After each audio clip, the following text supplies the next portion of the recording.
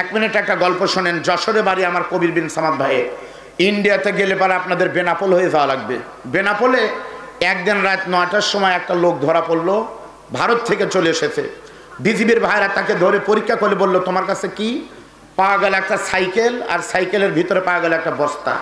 তখন বিজিবির ভাইরা বলল, সাইকেল সাইড করো, বস্তা চেক করো। বস্তা চেক করে দেখা গেল বস্তার ভিতরে কিছু নাই, খালি বালু আর বালু। তখন বিজিবির লোকজন বলে, কি রে, বালু আনার জন্য ভারত যাওয়া লাগে? এই রোডেই তো কত বালু পড়ে আছে, ট্রাক দিয়ে নিয়ে যাবে, আর যেন ভারত যাস না। 7 দিন পর লোকটা আবারও ধরা পড়লো সাইকেল আর বালুর বস্তা নিয়ে। তখন বিজিবির কমান্ডারের সন্দেহ হলো বালুর ভিতরে কোনো রহস্য ঢুকে আছে। তখন বলল কি, বালু চেক করে তাকে ধরে মারতেছে। বলে, বালু কেন নিয়ে আসিস বল? কয়, স্যার মারবেন না। কয়, না। কয়, স্যার আসলে তো আমরা বালু পাচার করি না, মূলত পাচার করি সাইকেল। মূলত কি পাচার করি? সাইকেল করি পাচার।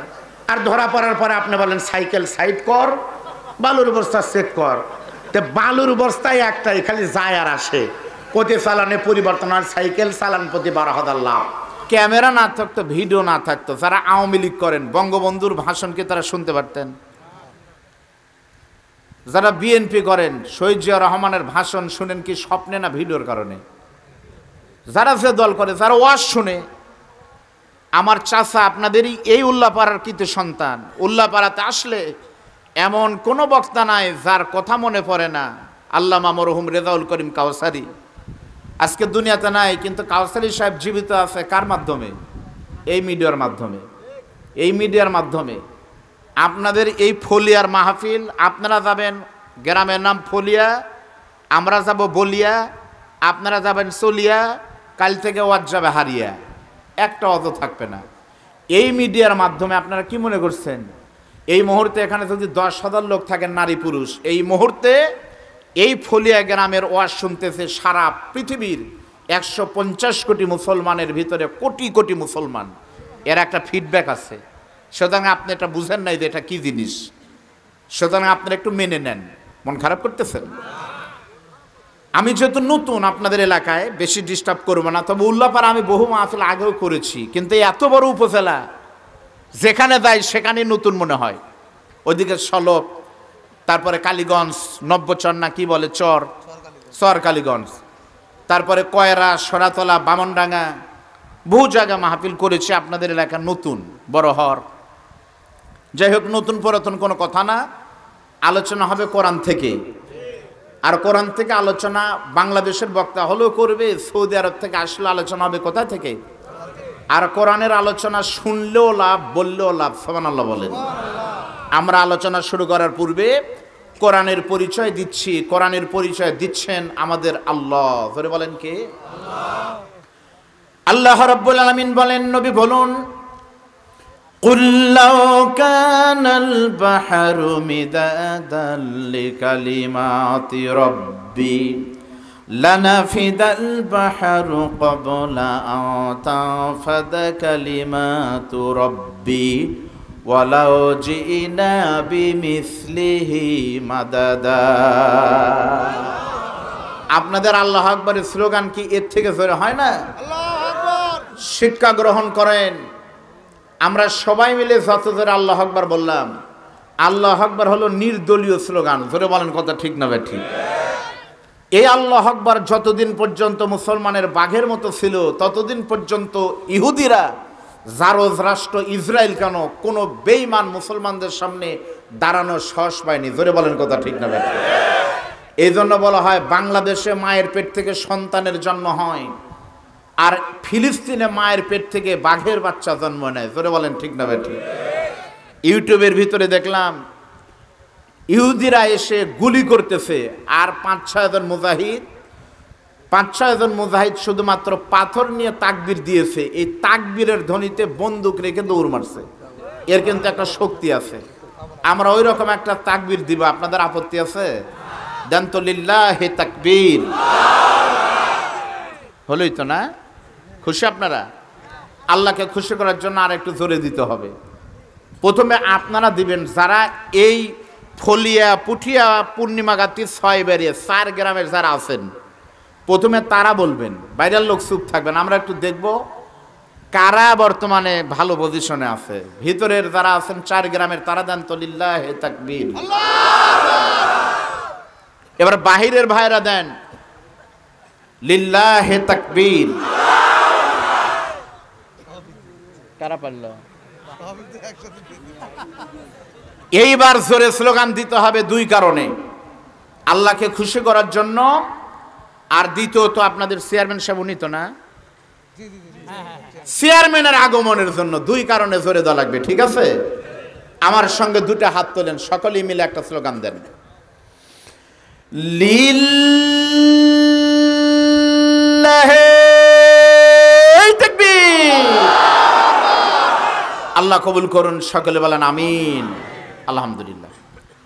আল্লাহ রাব্বুল আলামিন বলেন, নবী বলুন, যদি সারা পৃথিবীর সমস্ত সাগরের পানিগুলো কালি হয় আর তাই দিয়া আল্লাহর কোরআনের ব্যাখ্যা লেখা শুরু হয়, লিখতে লিখতে সব পানি এক সময় শেষ হবে, তবু আল্লাহ পাকের কোরআনের ব্যাখ্যা কোনোদিন শেষ হবে না। বলেন সুবহানাল্লাহ। এই কোরআন কোনোদিন বাবাদি বসেন কোনোদিন শেষ হবে না। লা তুহসা আযাইবুহু ওয়ালা তুবলা গারাইবুহু। এই কোরআনের এক একজনের কণ্ঠে এক এক রকম লাগবে। আলহামদুলিল্লাহ। চলেন আমরা কিছু কথা বলবো। আমার সঙ্গে আপনি একটু অনুরোধ করবো আপনাদের, আমার একটা অনুরোধ আপনারা রাখবেন, যতক্ষণ আলোচনা হবে আপনারা মনোযোগ দিয়ে শুনবেন এবং আপনারাও মাহফিলের পরিবেশটাকে একটু ঠিক রাখবেন। কাইন্ডলি, এটা আপনাদের নৈতিক দায়িত্ব। যেহেতু আপনাদের প্রোগ্রাম রেকর্ড হচ্ছে, আপনারা সুশৃঙ্খলভাবে শুনবেন, বলবেন, আমরাও বলবো ইনশাল্লাহ। চলেন আমরা শুরু করি কোরআন থেকে ইনশাল্লাহ। আমার সাথে জবান খুলে পড়েন, আউযু বিল্লাহি মিনাশ শাইতানির রাজিম, বিসমিল্লাহির রাহমানির قل يا عبادي الذين أسرفوا على أنفسهم لا تقنطوا من رحمة الله إن الله يغفر الذنوب جميعا إنه هو الغفور الرحيم। আমি আপনাদের সামনে ভাঙা কণ্ঠে পবিত্র কোরআনের একটি আয়াতে কারিমা তেলাওয়াত করেছি। ভালো করে মনোযোগ দিয়ে শুনেন অর্থ কি। আল্লাহ পাক বলতেছেন, নবী কুল মানে আপনি বলেন, ইয়া ইবাদি, হে আমার বান্দারা, আল্লাযিনা আসরফু আলা আনফুসিহিম, তোমরা যারা নফসের উপরে জুলুম করেছো, গুনাহ করেছো, পাপ করেছো। আমি শুনতে চাই, আপনারা কি পাপী বান্দা না? যারা পাপ করছে আল্লাহ বলতেছে এই ওয়াজ তাদের জন্য। যারা পাপ করছো, লা তাকনাতু মির রাহমাতিল্লাহ, তোমরা আল্লাহর রহমত থেকে নিরাশ হও না। ইন্নাল্লাহা ইয়াগফিরুয যুনুবা জামিআ, নিশ্চয় আমি আল্লাহ তোমাদের অতীতের গুনাহগুলি মাফ করে দেব। ইন্নাহু হুয়াল গফুরুর রহিম, কেননা আমি আল্লাহ তাআলা ক্ষমাশীল এবং দয়ালু। সুবহানাল্লাহ বলেন। এখানে আলেম ওলামা যারা আছেন তাদের সাথে আমার কথা হলো, এই যে ইয়া ইবাদি, এই ইয়াটার নাম কি? সামনে তো এখানে মাদ্রাসা, পুকুরপাড় ফাজিল মাদ্রাসা, অনেক আলেম ওলামা উল্লাপাড়াতে আছে। ইয়াটার নাম হলো হরফে নেদা, ইয়া, আয়া, হায়া, আয়, হামজা মাফতুহা। আপনারা পাবলিকরা বুঝবেন না, আলেমরা বুঝতেছে। ইন্নাটার নাম হলো হরফে মুসাব্বা বিল ফাইল, ইন্না, আন্না, কান্না, লাকিন্না, লাইতা, লা আল্লাহ।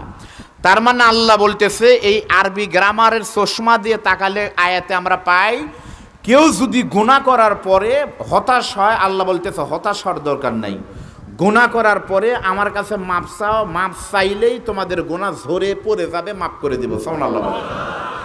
আমি যদি এইটুক বলে চলে যাই, আগামীকাল থেকে আপনাদের এলাকায় মানুষ গুনাহ আরো ইচ্ছা করে করবে। আল্লাহ তো বলছে পাপ করার সময় পাপ করো, কোনো ভয় করো না, শেষ হলে পারে মোনাজাত ধরো। তাহলে যখন রমজান মাসে চাহিদা বাড়ে তখন ঘোলে পানি দাও, আর ইফতারের পরে তারাবি মোনাজাতে মাপ চাও। যেহেতু আল্লাহ বলছে পাপ করার সময় টেনশন করো না, পরে মাপ চাইলিও। চুরি করার সময় চুরি করো, পরে মাপ চাইও। আমাদের বাংলাদেশে বহু মানুষ আছে টুপি মাথায় দিয়ে ঘুষ খায় নাই, টুপি মাথায় দিয়ে চুরি করে নাই, টুপি মাথায় দিয়ে দুর্নীতি করে নাই। এরা সারা জীবন দুর্নীতি করে আর মরার আগে হজে গিয়ে বলে, আল্লাহ তুমি তো বলছিলা যে তুমি মাফ করবে, যা করছি তুমি মাফ করে দাও। আসলে কি তাই? আল্লাহ মাফ করবে সত্যি। মাপ চাওয়ার আরবি অর্থ হলো তৌবা, মাপের আরবি হলো তাওবা। আল্লাহ বলছে মাপ চাইলে মাফ করব, কিন্তু পরের আয়াতে আল্লাহ পাক বলতেছে তার জন্য শর্ত তিনটি। কয়টি? খালি পাপ করব মাপ চাইব কোনো দিন হবে না। চেয়ারম্যান সাহেব চাইল দিবে, চেয়ারম্যান সাহেব টিয়ার দিবে, অনেক প্রকল্প দেয় না চেয়ারম্যান সাহেব, দেয় না? শর্ত হলো তার আগে আপনাকে বিধবা হলে রেজিস্ট্রেশন করে কার্ড নেওয়া লাগবে, তারপরে দেওয়া লাগবে। গেলেই দিবি? শর্ত আগে কার্ড নেওয়া লাগবে। আপনাদের কথা বলা কি খুব জরুরি বাবা? শেষ না? যদি জরুরি আমাকে বলেন, আপনার সম্মানী মানুষ, তাই না? আর ওই লাইন কেটে যায়, কারণ অনেক আমাদের দই চুন খায় গালপুরে, তো দই দেখলে ভয় করে। হয়তো আপনারা বলতেছেন জামাই ভালোই ওয়াজ করতেছে, আর আমি হয়তো ভাবতেছি মনে মনে বলতেছে যে বেটা শালাক ধর পুলিশ নিয়ে আয়, তাহলে আমার ভিতরে একটা টেনশন কাজ করবে। তা আপনারা করবেন কেন? আল্লাহ তাআলা বলতেছে মাপ চাইলে মাপ করব, কিন্তু শর্ত হলো তিনটি। কয়টি? পরের আয়াতে আল্লাহ বলতেছে, কোরআন থেকে বলতেছে, আলেম ওলামা বুঝবেন। আল্লাহ রাব্বুল আলামিন বলেন, ওয়া আনিবু ইলা রাব্বিকুম ওয়া আসলিমু লাহু মিন ক্বাবলি আইয়াতিয়াকুমুল আযাবু সুম্মা লা তুনসারুন। হাত তুললেই মাফ হবে রে পাগল, তবে তিনটি শর্ত লাগবে। এক নম্বর হলো ধরা দেওয়া লাগবে আমার কাছে। কার কাছে? কখন? তাহাজ্জুদের সময়, অসজুদ ওয়াক্তারিব। এই গ্রামের সবাই তখন ঘুমিয়ে গেছে, আপনি আল্লাহর দরবারে তাহাজ্জুদে 4 রাকাত নামাজ পড়ে বলেন, মনিব আমি ঘুমাতে পারি না, তুমি আমাকে মাফ করো। 1 নম্বর শর্ত। 2 নম্বর, আপনার গুনার কথা আল্লাহর কাছে বলা লাগবে, আল্লাহ এই পাপ আমি করেছি। 3 নম্বর হলো যে পাপ একবার মাফ চাবেন, ওই পাপ আর জীবনেও করা যাবে না।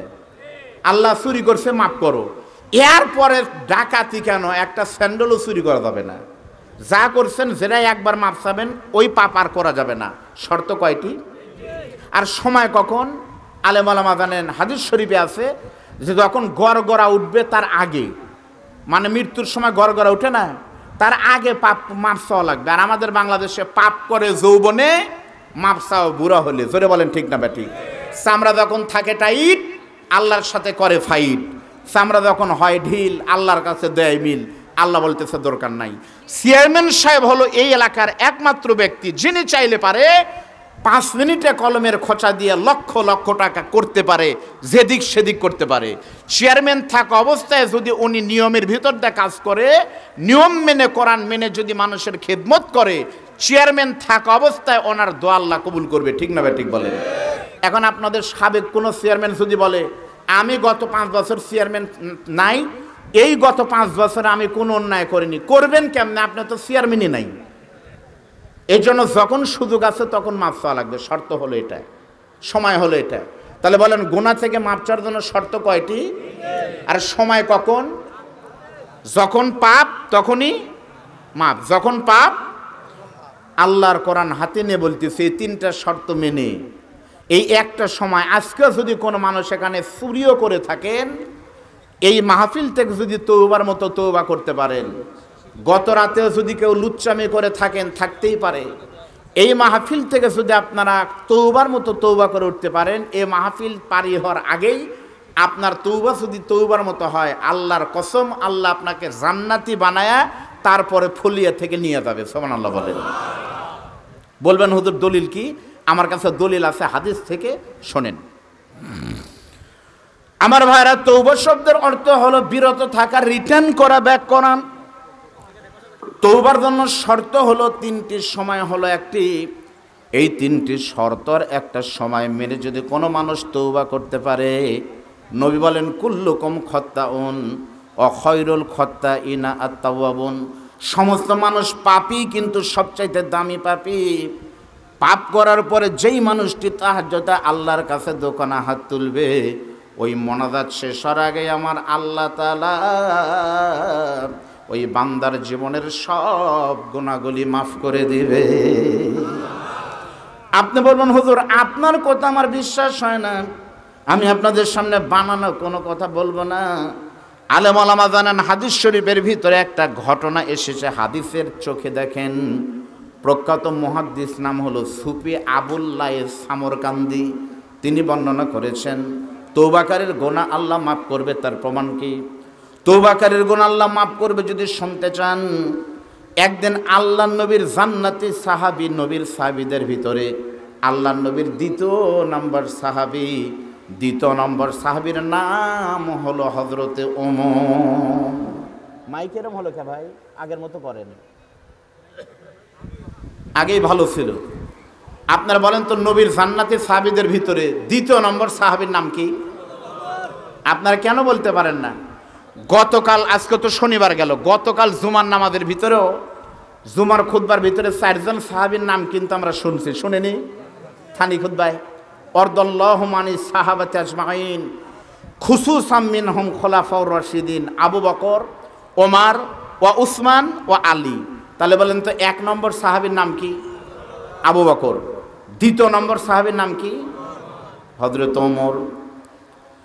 সেই হযরত ওমর একদিন সকালবেলা আল্লাহর নবীর সঙ্গে দেখা করার জন্য যখন রওনা দিয়েছে, যেতে যেতে হযরত ওমর রাস্তার পাশে খেয়াল করে দেখে 18 থেকে 20 বছর বয়সের একজন যুবক রাস্তার ধারে বসে চোখের পানি ফেলায় শুধু হাউমাউ করে কাঁদতেছে।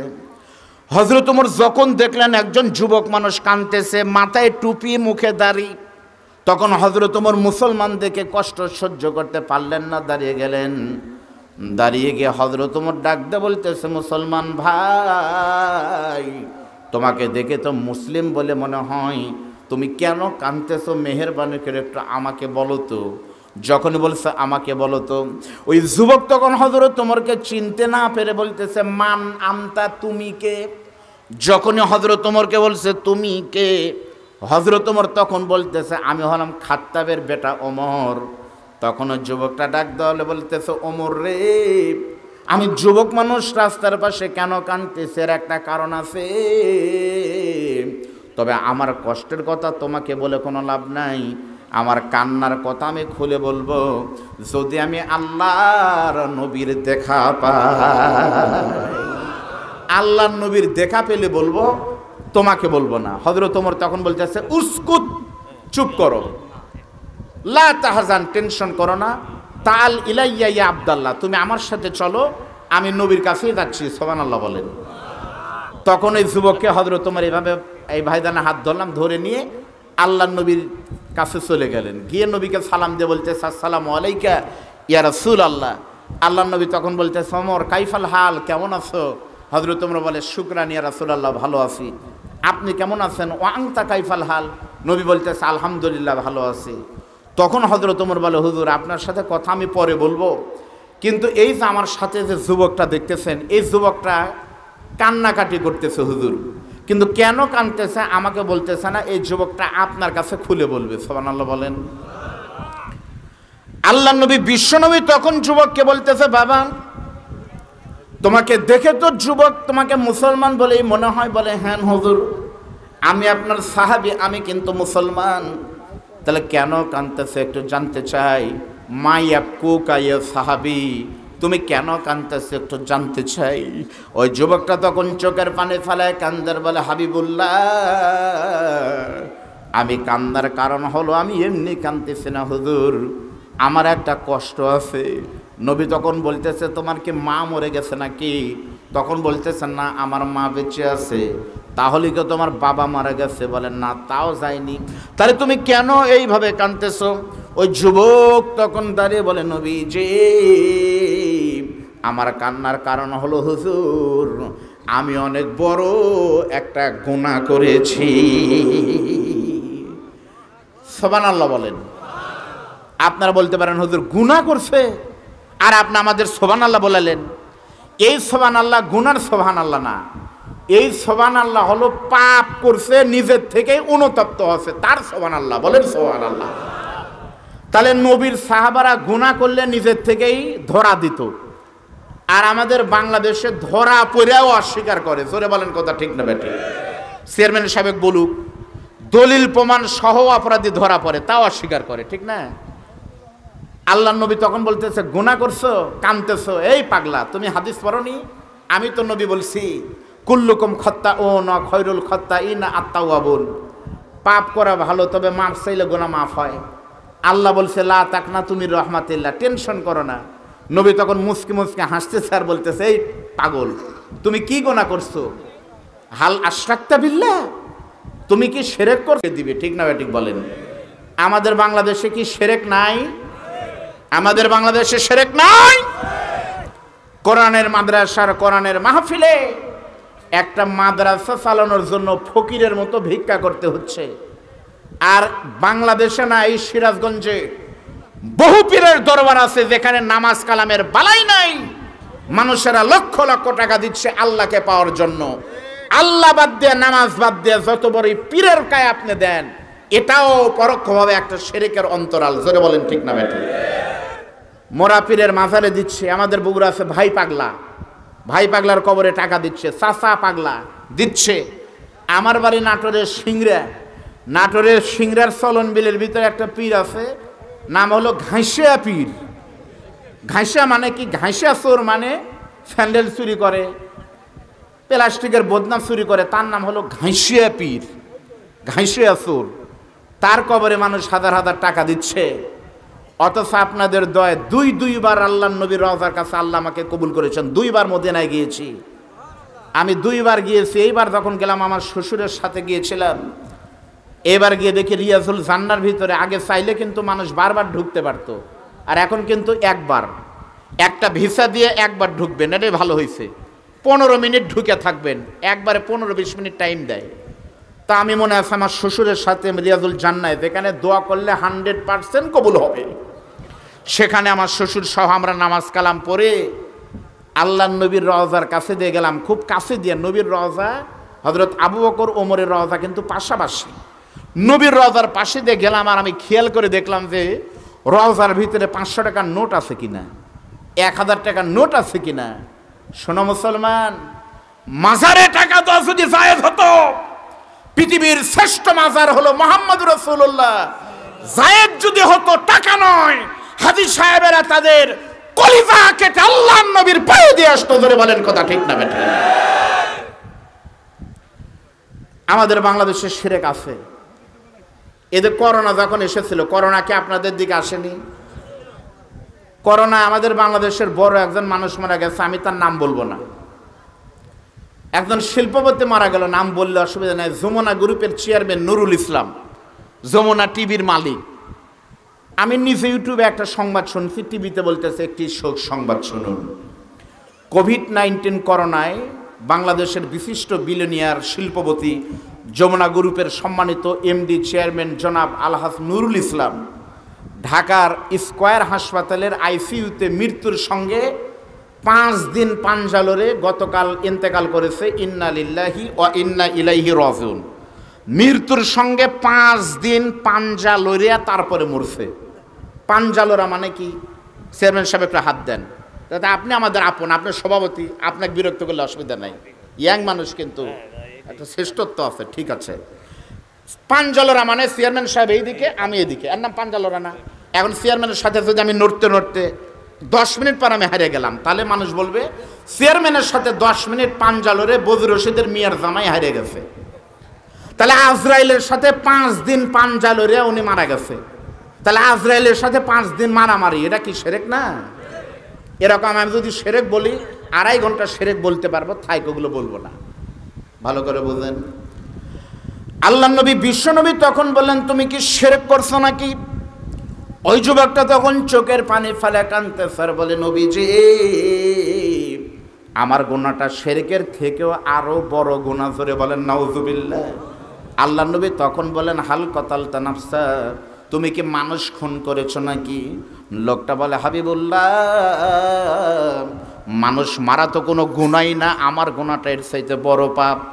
আল্লাহ নবী তখন বললেন, মানুষ খুন করার থেকে বড় গুনাহ, শিরকের থেকেও বড় গুনাহ, সেই গুনাহটা আবার কি? ওই যুবকটা তখন বলতেছে, নবীজি সেই গুনাহ হলো আমার বাড়ি মদিনার সব চাইতে বড় কবরস্থানের পাশে, ওই কবরস্থানে এমন কোনো দিন নাই 1-2 করে লোক মারা যায় না।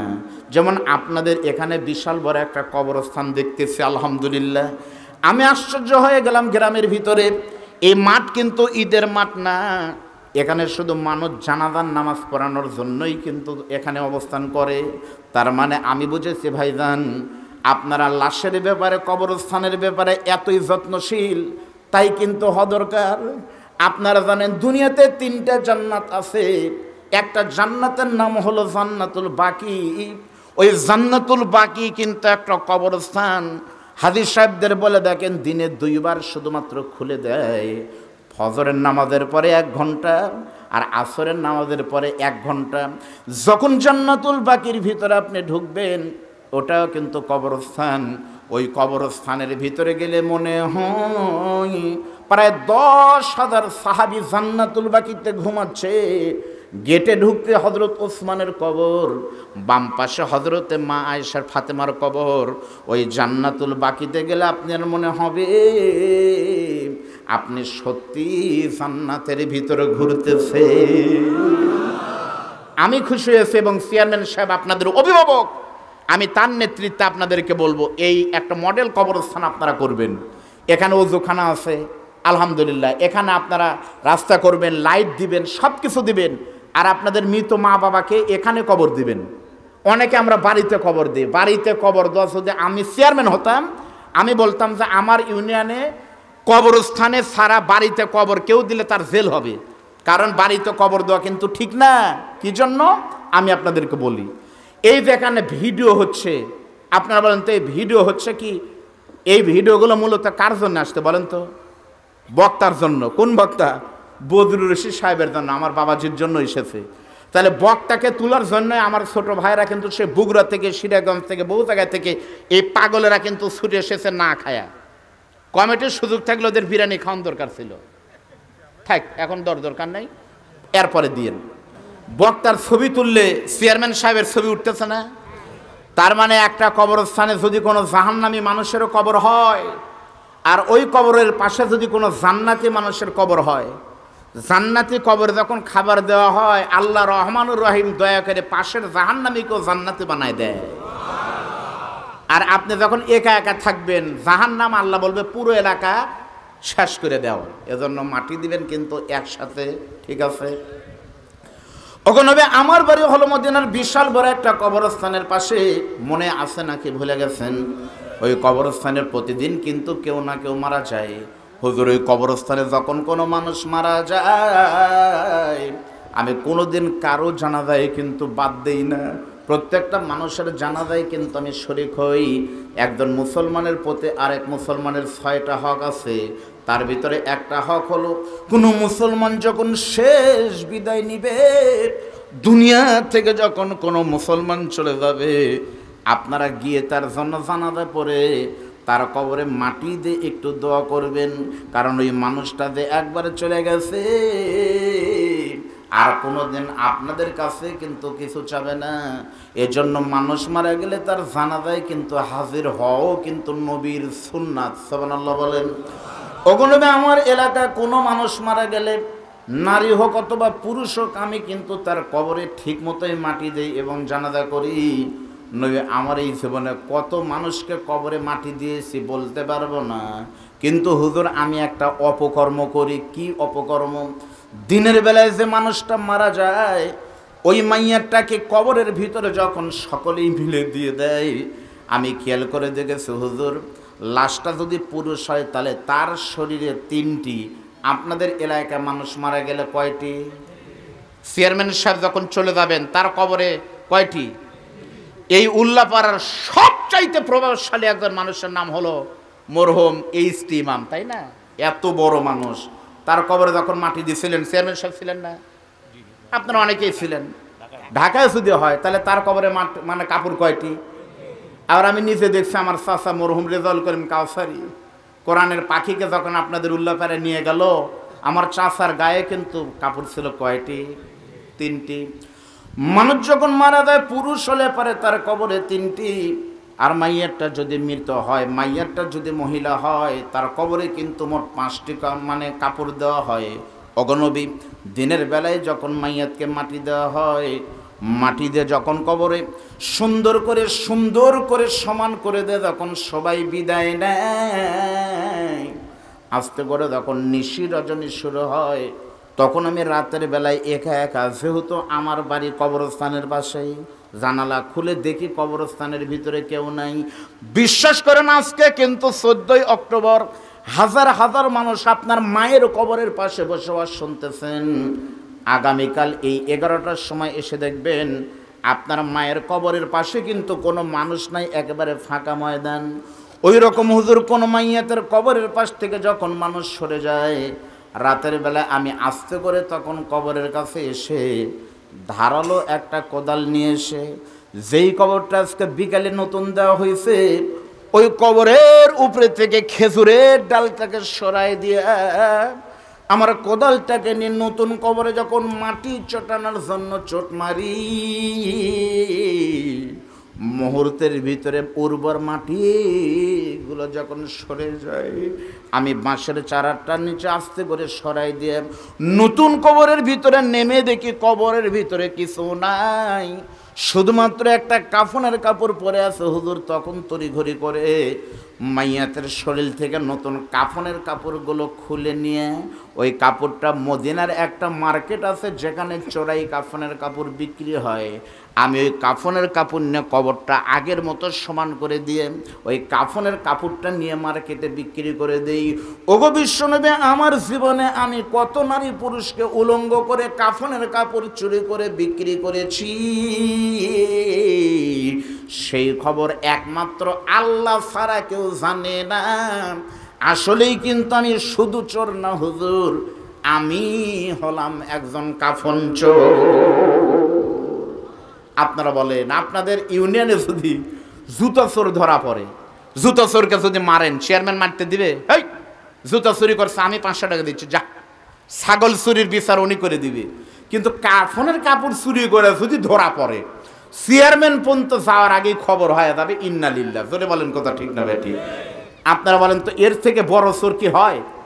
কিন্তু আমাদের বাংলাদেশে এর থেকেও বড় চোর কিন্তু আমি দেখছি। কেমন? আমার স্পষ্ট মনে আছে ভাই, 2 বছর আগে আমার মাহফিল ছিল পীরগাছা, রংপুরের পীরগাছাতে। আমি যাচ্ছি, আমাদের বক্তাদের কিন্তু কষ্টের জীবন। কি মনে করছেন? গতকাল আমি আর আমার শ্বশুরের মাহফিল ছিল জেলা রাজবাড়ি, কালুখালী। রাজবাড়ি থেকে এসেছি, আবার আজকে এখানে মাহফিল। চিন্তা করেন, আগামীকাল ময়মনসিংহ শেরপুরে মাহফিল। তাহলে আমরা ঘুমাই কখন? আমাদের বক্তাদের কিন্তু দিন রাত আর রাত দিন সারা বছরই প্রায় সমান। তো আমাদের বক্তাদের গাড়িতে কিন্তু কম্বল থাকে, বালিশ থাকে। আমার মনে আছে 2 বছর আগে মাহফিলে যাচ্ছি, আমার খুবই ঘুম ধরছে। তা আমার সাথে আছে আমার ড্রাইভার, গাড়ি চালাচ্ছে, আর আমার সাথে এক ছেলে থাকে আমার ভাতিদার সম্পর্কে, ও সামনে বসে আছে। আমি বললাম যে বাবা, আমার তো ঘুম ধরে গেছে, তুমি ড্রাইভারের সাথে একটু গল্প করো আর পত্রিকা পড়ো, আর আমি একটু ঘুমাতে ঘুমাতে যাই। Something is better than nothing, যা হয় তাই ভালো। আস্তে আস্তে যখন যাচ্ছি, বিশ্বাস করেন ভাই, মহাস্থান পার হওয়ার পরে আমার চোখে ঘুম ধরে গেছে। আমি কখন যে নাক ডেকে ঘুম পাড়তেছি, আইলো না গেল? ঠিক আছে না? তো মহাস্থান পার হয়ে যখন আমার ঘুম ধরেছে, আমার ভাতিজাকে আমি বলছি শুধুমাত্র 2টা কারণে আমাকে ডাক দিবা। কি কি? যদি আল্লাহ না করুক গাড়ি যদি বাইদে দেয়, অ্যাক্সিডেন্ট হয়, তার নাম হলো আর্জেন্ট। আর কাগজপাতি ঠিক থাকার পরে যদি বলে 2000 টাকা দেন তাছাড়া মামলা হবে, তার নাম হলো সার্জেন্ট। এই আর্জেন্ট আর সার্জেন্ট ছাড়া যেন ডাক দিও না। তো মহাস্থান পার হওয়ার পরে আমার ভাতিজা, আমি তো ঘুম পাড়তেছি, ও লাভ দিয়ে চিৎকার দিয়ে বলতেছে চাচা। আমি তখন লাভ দিছি যে হয় আর্জেন্ট, না হলে ওটা দেখি দিব্যি গাড়ি চলতেছে, কিছুই নাই। আমি তখন বললাম ডাক দিলি কেন? বলতেছে কিসের সার্জেন্ট চাচা, তার চাইতে গরম খবর। কি হয়েছে? আমাকে তখন বলতেছে চাচা দেখেন পত্রিকায় দিছে মরা মানুষ চাউল খায়। আচ্ছা, এই খবর যদি ঘুমের থেকে তুলে বলেন মরা মানুষ চাউল খায়, তাহলে কি হওয়ার পারে আপনারা একটু বিবেচনা করেন। এমন মেজাজ খারাপ হলো। আমি তখন বললাম দেখি কোথায় মরা মানুষ চাউল খায়? ও তখন ভয়ে ভয়ে বলতেছে এই যে দেখেন, আসল খবর হলো বাংলাদেশের মাননীয় প্রধানমন্ত্রী বঙ্গবন্ধু কন্যা জননেত্রী শেখ হাসিনা গরিবদের জন্য লক্ষ লক্ষ ঘর দিছে, দেয়নি? মানুষের খাবার দিছে, যে পর্যন্ত দিছে সরকারি বরাদ্দ যদি যথাযথ গরিবরা পাইতো, আমার বিশ্বাস অন্তত না খেয়ে মানুষ থাকতো না, ডাল ভাত হলে খেতে পারতো। কিন্তু তা তো ঠিক মতো পায় না।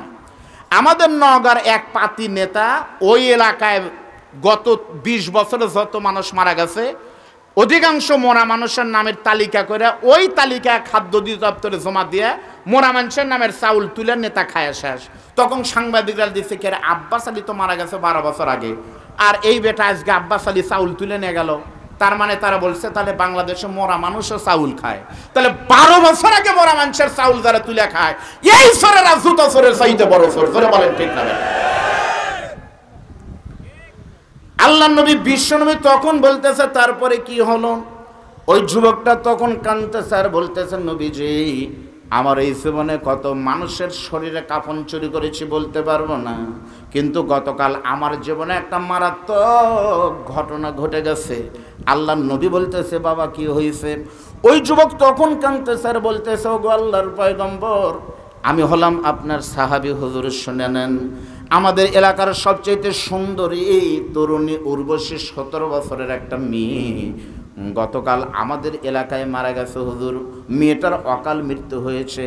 আপনারা বলেন তো ভাই, মানুষের কিন্তু আসার সিরিয়াল আছে কিন্তু যাওয়ার সিরিয়াল নাই।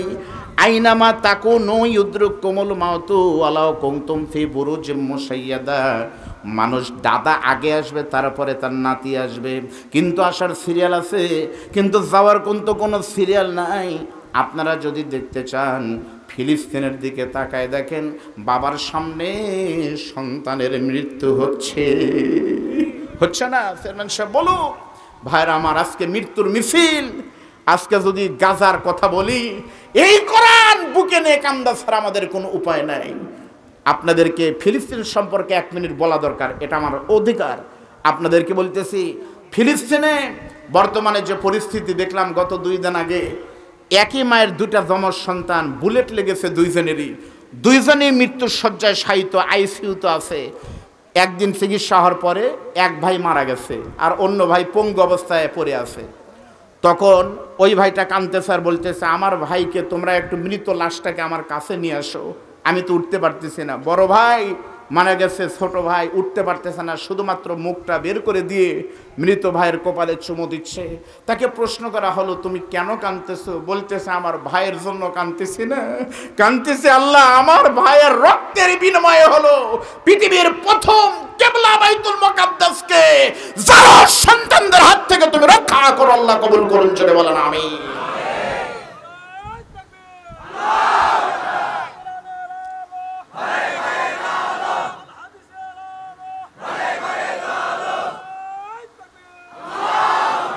আমাদের চোখের পানি দেওয়া ছাড়া আর কিছু নাই। আজকে ইসরায়েল পুরো ফিলিস্তিনে বিদ্যুতের লাইন কেটে দিয়েছে, পানির লাইন দিয়েছে, বাইরে থেকে কোনো খাদ্য ঢুকতে দিচ্ছে না। সব দেশের মতো বাংলাদেশের মাননীয় প্রধানমন্ত্রী সমবেদনা জানিয়েছেন, কিন্তু খাদ্য পাঠানোর কোনো উপায় নাই। কারণ ফিলিস্তিনের চতুর্দিকে সাগর, একদিকে শুধু স্থলভাগ, সেটা হলো ইসরায়েলেরা। খাবার ঢুকতে দিচ্ছে না, খাবার নিয়ে যেতে দিচ্ছে না, চিকিৎসা দিচ্ছে না। কিছুক্ষণ পর পুরো ফিলিস্তিন বিদ্যুতের আলো তারা বন্ধ করে দিয়েছে। আর এর নাটের গুরু হলো আমেরিকা। তারা যুদ্ধযান রণতরী পাঠিয়েছে ফিলিস্তিনকে শেষ করে দেওয়ার জন্য। আজকের এই মাহফিল থেকে বলতে চাই, মুসলমানদের প্রথম কিবলা আল আকসা মসজিদকে ধ্বংস করার জন্য এই পিটার হাসের বাচ্চারা, এই বাইডেন প্রশাসন, তারা মুসলমানদের বুকে রক্ত শেষ করে দেওয়ার জন্য রণতরী পাঠাচ্ছে। আর ওরা বাংলাদেশে গণতন্ত্রের চর্চা করতেছে। এই কথা আমরা বলতে চাই, আমেরিকা বাংলাদেশের স্বাধীনতার শত্রু, মুসলমানের শত্রু, ফিলিস্তিনের শত্রু। আমেরিকার মতো যারা নাস্তিক বেঈমান আছে, এদেরকে আমরা ঘৃণা করি। ফেলে বলেন কথা ঠিক না বেঠিক? প্রিয় ভাইয়ের আমার, আমাদের কি করণীয়? ফিলিস্তিন যদি চাঁপাইনবাবগঞ্জ হতো, পাসপোর্ট ভিসা ছাড়া যদি যাওয়া যেত, এই কোরআন মাথায় নিয়ে বলতেছি আমরা অনেকেই চলে যেতাম বুকের তাজা রক্ত দিতে। ধরে বলেন ঠিক না? যেতে পারলাম না, তবে আমাদের কিছু কাজ আছে। কি? ইসরায়েলের কিছু পণ্য আছে, যেই পণ্য আমরা হুজুরেরাও কিনি, হাজী সাহেবেরাও কিনেন। এগুলা আপনারা জানেন না। কি কি নাই চেয়ারম্যান সাহেব বলুন। 1 নম্বর হলো বাটা জুতা। মেয়ের জামাই কা বাবা বাটা জুতা। বাটা জুতা হলো ইসরায়েলের জুতা।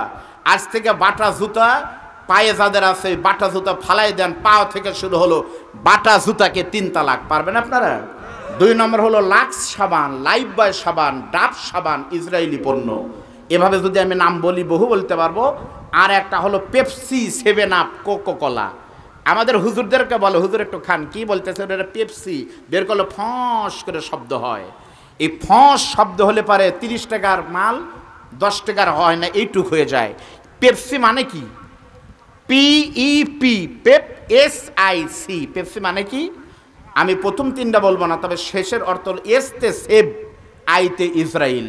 তার মানে হলো পেপসির অর্থ হলো ইসরায়েলকে অর্থ দিয়ে তোমরা সাহায্য করো। এই পেপসিকেও যদি 50 টাকা দিয়ে কিনে, পেপসিতে খরচ হয় সর্বোচ্চ 1 লিটারে 10 টাকা, আর 40 টাকা। এই 40 টাকা দিয়ে তারা কোটি কোটি টাকা নিয়ে ওই টাকা দিয়ে অস্ত্র কিনে মুসলমানদের বুকে মারে। এজন্য ইসরায়েলের পণ্যকে না খেয়ে মরবো, ইসরায়েলের পণ্য কোনো মুসলমান গ্রহণ করবে না। ধরে বলেন কথা ঠিক না? হ্যাঁ, এটা রাজনীতি হলো? মাননীয় প্রধানমন্ত্রী ইসরায়েলের পক্ষে কিন্তু ফিলিস্তিনের পক্ষে কথা বলছে, ফিলিস্তিনের পক্ষে আমরা আছি। তো ফিলিস্তিন রাজনীতি, ফিলিস্তিনকে আওয়ামী লীগ না বিএনপি, এই কথা বলা তো আপনাদের চরম অন্যায়। এটা রাজনীতি না তো, এরা মুসলমানদের হক কথা বলা ঠিক না? এই প্রতিবাদ তো করা দরকার। মুসলমানদের মন খারাপ করতেছেন আপনারা। আল্লাহ নবী, বিশ্ব নবী তখন বললেন, তারপরে কি? ওই যুবকটা তখন চোখের পানি ফেলায় কাঁদতে স্যার বলে, নবী যে ওই সুন্দরী মেয়েটা আমাদের এলাকার গতকাল মরে গেছে। ওই মেয়েটা মারা যাওয়ার পর ওই সুন্দরী মেয়েকে যখন কবরে রাখা হয়েছে, আপনারা কি শুনতেছেন নাকি ভুলে গেছেন? আপনারা টেনশন করেন না হুজুর, ওই মেয়ের মধ্যে আবার 7 আপ ঢুকালেন, পেপসি ঢুকালেন কেমনে? আপনাদের কোনো টেনশন নাই, যেখানে ওয়াজ রেখেছি সেখানেই কিন্তু শুরু করব। কারণ আমি কিন্তু মাওলানা বজলুর রশিদের জামাই। যেখানে ওয়াজ শ্বশুর শুরু করে আবার সেখানেই কিন্তু শেষ হয়। ধরে বলেন ঠিক না বেঠিক? টেনশন করেন না, আপনাদের টেনশনের কিছু নাই। ওগো আল্লাহর নবী, বিশ্ব নবী, এই সুন্দরী মেয়েটা তখন মরে গেছে। ওই মেয়েটির মা বাবাও টেনশন করে কাঁদতেছে, সকলে মিলে চোখের পানি ফেলায় যখন জানাজার শরীক হলাম, আমিও মেয়েটার জানাজার শরীক হয়। ওই মেয়েটির কবরে 3 মুষ্টি মাটি দিয়েছি। আপনারা একটু মাটি দেওয়ার দোয়া কি পড়েন তো বাদান, আল্লাহ আপনাদের কবুল করবে। মিনহা খলাকনাকুম ওয়া ফিহা নুঈদুকুম ওয়া মিনহা নুখরিজুকুম তারাতান উখরা। 3 মুষ্টি মাটি দিয়ে যখন সবাই বাড়ি গেল, আমি শুধু চান্স লিখছি কখন রাত হবে আর কাফনের কাপড় চুরি করব। নিশি রজনী যখন চলে এসেছে, পুরো মদিনা অন্ধকার। আমি আমার কাঁধে করে ওই মানে কি কোদালটা নিয়ে 1 পা 2 পা করতে করতে কবরস্থানের ভিতরে গিয়ে দেখি ওই মেয়েটার কবরে কিছু নাই, শুধু একটা খেজুরের ডাল পোতা আছে। আমি আস্তে করে খেজুরের ডালটাকে তুলে দিয়া ওই মেয়েটার কবর চটানো যখন শুরু করলাম হুজুর, কিছুক্ষণের ভিতরে মেয়েটির কবর যখন দিন্ন বিদন্ন হয়ে গেছে, আমি কবরের ভিতরে ফুলকি দিয়ে দেখি, তাকায় দেখি কোনো কিছু নাই। অন্ধকারের বুক ছেড়ে মেয়েটির কবরের ভিতরে এই রকম একটা জিনিস পড়ে আছে। আমি তখন কাল বিলম্ব না করে মেয়েটির কবরের ভিতরে নেমে তাড়াহুড়ো করে যখন মেয়েটির কাপড়গুলো শুরু করলাম, কিছুক্ষণের ভিতরে 5 টুকরা কাপড় যখন খুলে আসলো, নতুন কাপড় নিয়ে উলঙ্গ মেয়েটাকে উলঙ্গ রেখে দিয়ে কবর থেকে যখন উঠতে যাব, এমন সময় শয়তান আমাকে ডাক দিয়ে বলতেছে, যুবক রে, তুমি বহু কবর থেকে লাশের কাপড় চুরি করেছো, কিন্তু অন্যদের মতো কিন্তু এই মেয়েটি নয়। এই মেয়েটি হলো অনেক সুন্দরী তরুণী, উর্বশী, টকবকে সুন্দর চেহারা। তুমি শুধু একবার তাকিয়ে দেখো মেয়েটা কত আকর্ষণীয়।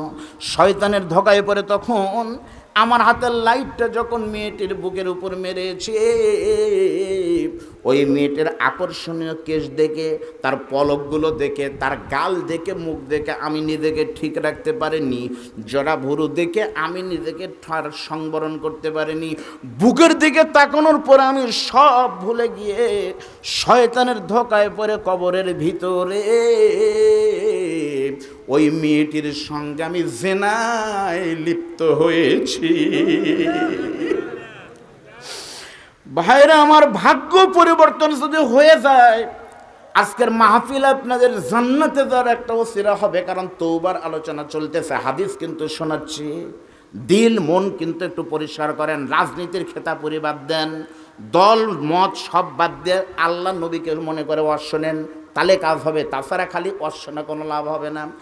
ওগো নবী, যখন আমি মেয়েটির সঙ্গে মেলামেশা করলাম, কিছুক্ষণ পর যখন আমার খায়েশ মিটে গেছে, আমি কবর থেকে উঠতে যাব, এমন সময় কবরে সুন্দর করে ঠিকঠাক করে দিয়ে যখন কাফনের কাপড় নিয়ে বিদায় নিচ্ছি, কে যেন আমাকে পিছন থেকে ডাক দে বলতেছে, আল্লাহর বান্দা একটু দাঁড়াও। আমার কাছে মনে হলো মেয়েটি বলতেছে, যুবক রে, আমি কিন্তু মহিষী একটা মেয়ে, নামাজ ফরজ হওয়ার পর থেকে কোনোদিন সুস্থ অবস্থায় নামাজ বাদ দিইনি।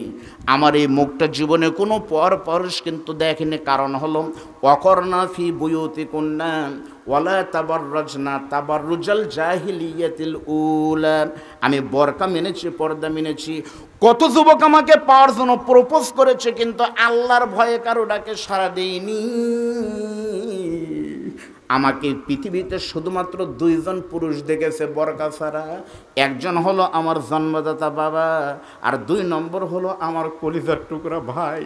আর তুমি আমাকে আজকে সর্বনাশ করে চলে গেলে, শুনে নাও, আমি তোমাকে কিছুই বলতে পারলাম না। এমন ক্ষতি তুমি আমার করলে, কিয়ামত পর্যন্ত আমি গোসল করতে পারবো না। আমাকে পবিত্র অপবিত্র করে তুমি চলে গেছো।